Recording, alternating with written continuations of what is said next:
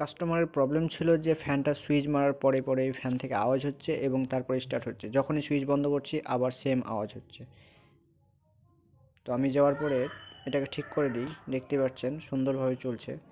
সেরকম কোনো ফল্ট ছিল না, যে ইনস্টলেশন করেছে সে রবারটা উপরে ঠিকভাবে লাগায়নি, সেই কারণেই এই ফল্টটা দেখায়। তো কাস্টমার ওয়ারেন্টির মধ্যে আছে বলে ফ্রি সার্ভিস পাওয়ার জন্যই কোম্পানির টেকনিশিয়ানকে ডেকে নেই এবং আমি যাই এবং ঠিক হয়ে যায়।